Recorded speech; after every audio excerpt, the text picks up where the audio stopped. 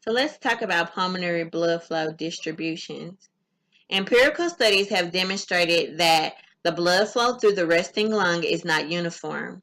Rather, it appears that gravity exerts a strong influence on distribution of pulmonary blood flow, resulting in higher levels of perfusion in the lower regions of the lung when an individual stands upright.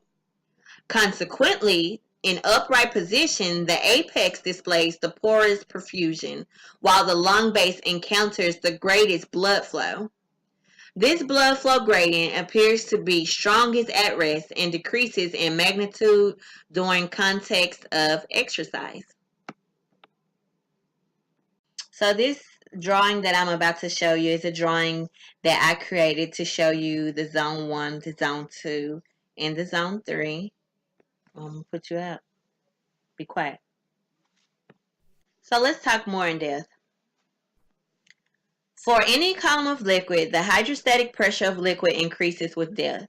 This progressively increasing pressure signifies the progressively added weight that liquid molecules exert on those below them.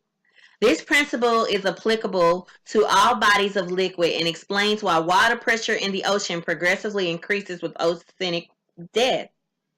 For all intensive purpose, blood within the lungs mimic a single body of liquid. Consequently, blood pressures gradually increase as one travels down the lung's vertical axis.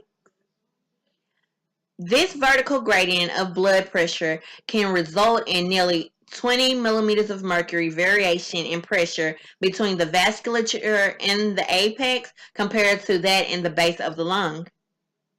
Given these large variations in pulmonary pressures, it is clear that the pressure gradient actuating blood flow through the vasculature will also very widely, resulting in large quantitative differences in the blood flow distribution throughout the lung.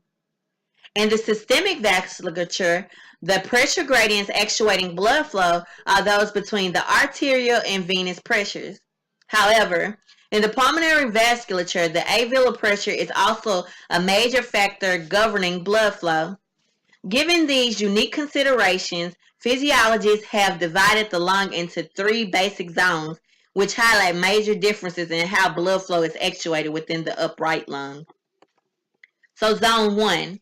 Zone 1 is defined as those areas of the lung where alveolar pressures exceeds that of the pulmonary arterial pressure.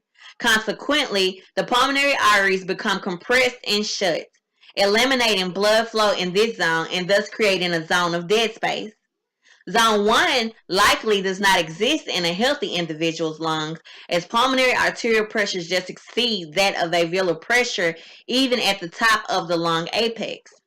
However, in scenarios of hypovolemia, such as major hemorrhage, reductions in pulmonary arterial pressure may result in generation of zone 1 and apical lung.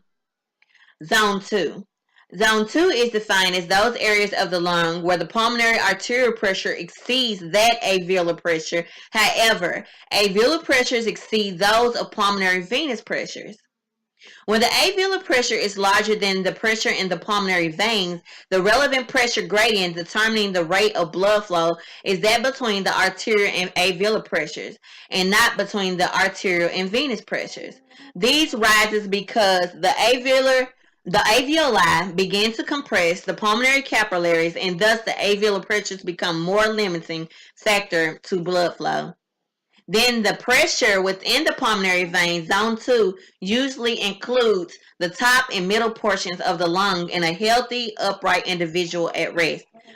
Because pressures increase during exercise, the lower border of zone 2 may begin to rise during context of exercise. Zone 3. Zone 3 is defined as those areas of the lung where alveolar pressures falls below the pulmonary venous pressure. Consequently, the blood pressure gradient determining blood flow is traditional one between the pulmonary artery pressure and the pulmonary venous pressure.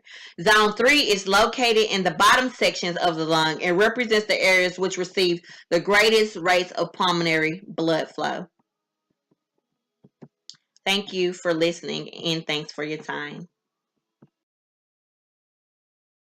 So now that I went into great detail about how these things could actually affect your cardiac output and pulmonary vascular resistance, I hope that you can better understand how this works with the zones.